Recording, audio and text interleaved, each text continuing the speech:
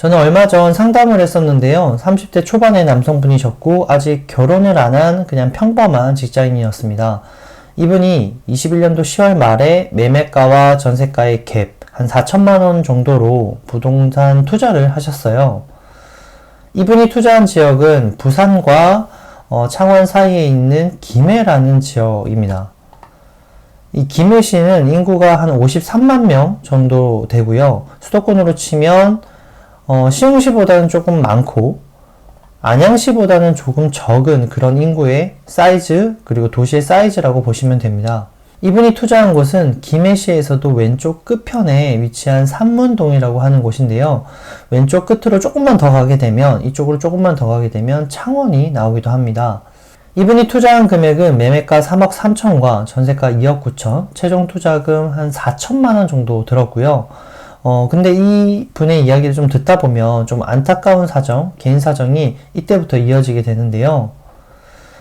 지금 많이들 아시다시피 전국의 아파트 가격이 좀 많이 하락을 했고, 보시다시피 김해시도 마찬가지로 하락을 했죠. 그런데 여기서 주목해야 할 것은 김해시만 유독 전세가가 떨어지고 있다는 거예요. 최근 3개월간 경상남도 시세 변화를 다 살펴본 결과 김해시는 다른 지역에 비해서 매매가 하락도 크고 전세가 하락도 크고 한마디로 혼자서는 매우 큰 하락폭을 기록했다고 볼 수 있는 거죠. 그 이유가 김해시에는 22년도 상반기에 입주 물량이 많이 있었고 그 입주 물량이 결국 소화가 되지 않은 상태에서 22년도 하반기까지 오다 보니까 매매가도 떨어지고 전세가도 떨어졌던 거죠. 그럼 이분의 고민이 무엇이냐? 아까 전에 제가 좀 안타까운 상황이 있다고 말씀드렸죠. 매매가는 어차피 만약에 오랫동안 가지고 있을 거라면 그렇다고 쳐도 이분의 고민은 앞으로 만기가 곧 돌아오게 될 텐데, 그 돌아오게 될 때 지금 전세가가 많이 떨어져서 약 한 6천만 원 정도 하락을 했고, 앞으로 주변에 입주가 더 많을 테니까 여기서 더 빠질 거는 거의 확실해 보이거든요. 그래서 이분이 돈을 돌려줘야 되는, 약 6천만 원을 돌려줘야 되는 상황이 있다 보니까 좀 많은 고민과 마음이 좀 조급해져서 이렇게 상담을 신청했던 거죠. 일단 결론은 이렇습니다. 향후 나타날 입주 물량으로 인해서 전세가는 무조건 떨어진다.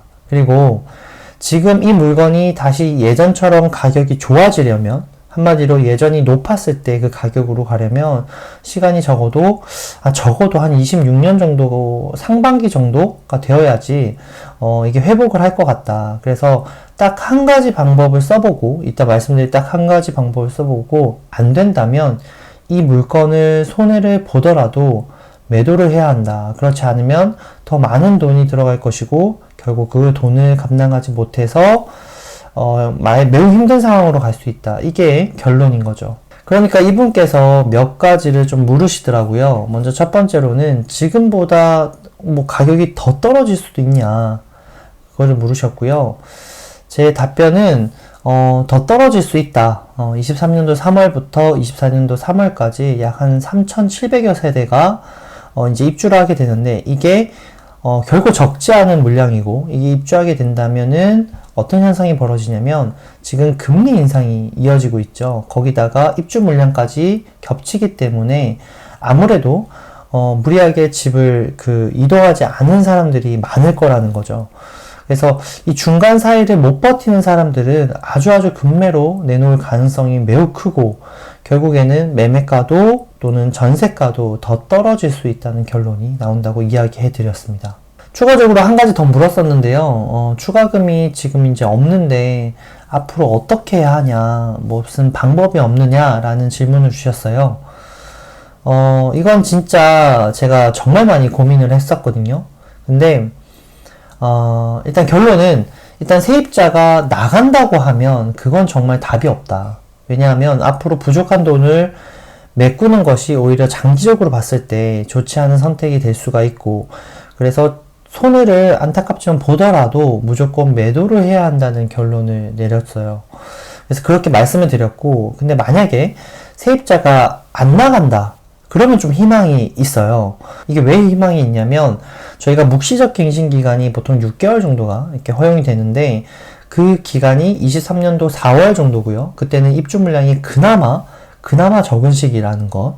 그게 하나 희망을 가져볼 수 있는 거고, 또 하나는 세입자가 만약에 안 나간다고 하면은 무언가를 제안해 볼 수가 있는 거죠. 그게 무엇이냐면 분명히 세입자분은 낮은 전세가를 요구할 거란 말이죠. 그때 그분에게 일단 먼저 지금 상황을 정확하게 알려드려야 돼요. 내가 지금 자금적으로 큰 어려움을 겪고 있다. 돌려줄 돈이 없다. 라고 말씀을 드리고 큰 양해를 부탁드린다 라고 해서 이렇게 깊이 그분에게 말씀을 드려야 돼요. 그런 다음에 그분에게 한 가지를 제안해 볼 수가 있는데 지금 나오고 있는 전세 시세 그분도 아실 거예요. 그러니까 낮춘 금액을 분명히 얘기하실 거고요. 그 시세가 제가 찾아보니까 한 2억 3천 정도 되더라고요. 그럼 기존에 한 2억 9천 정도의 전세가 있었고 2억 3천 정도니까 6천만 원이 빠진 거잖아요. 이 6천만 원 정도를 2년치의 이자를 선 지급해 주는 건 어떨까? 그래서 2년치의 선 지급을 해주는 대가로 기존의 전세가로 계약을 맺는 거는 어떨까라고 제안을 해보도록 한번 요청을 드려봤어요. 자, 그랬을 때 그분에게는 얼마를 그러면 드리는 거냐, 일시불로. 이자만 지급한다고 했을 때는 지금 금리가 뭐 5%에서 육박을 하니까 한 6%라고 치고 6천만 원에 6%, 약 한 월 30만 원 정도가 돼요. 이 월 30만 원 정도에 대한 2년치 이자. 그게 한 720만 원 정도가 나오고요. 그 720만 원 플러스 아무래도 그분이 전세를 진짜 나간다고 했을 때는 이사까지 생각해 보셨겠죠? 그래서 여기다가 옵션적으로 이사비까지 챙겨드리는 조건으로 한다면 약 한 1020만 원 정도의 돈이 들어가게 되는 거죠. 이것으로 기존에 한 6천만 원 들려고 했었던 돈이 한 1,000만 원 정도로 한 5천만 원 정도를 줄이는 그 방법을 한번 세입자분과 한번 제안해 보는 것은 어떨까. 실제로 저 같은 경우에도 이런 방법으로 전세 계약을 맺었어요. 그래서 그분이 다행스럽게도 이 제 제안을 수락해 주셨고, 하나 뭐 에피소드로 하면은 그분 같은 경우에는 와이프분에게 이 일시불로 받았던 금액은 말도 안 했다고 하더라고요. 대략 한 뭐 진짜 거의 1,000만 원 가까운 돈이 됐었는데 말도 안 했다고 하더라고요. 지금 이분의 놓인 상황이 정말 좋은 상황은 아니죠. 자신의 실수도 인정하고 있는 상태고요. 그런데 저는 완전 낙담하는 것은 좀 안 좋다는 생각을 해요. 분명 이 과정을 통해서 그분 같은 경우에는 인생의 참맛을 분명 보았을 거고요. 그러면서 부동산 투자가 단순히 사는 것만 집중하는 게 아니라, 중요한 게 아니라 파는 것, 한마디로 출구 전략이라고도 하죠. 이 출구 전략도 정말 철저히 세워야 된다는 것을 그분이 느꼈다고 해요. 그리고 또 한 가지는 리스크를 항상 염두에 두고 이제는 더 이상은 연끌을 하지 않겠다는 그런 이야기도 했었거든요.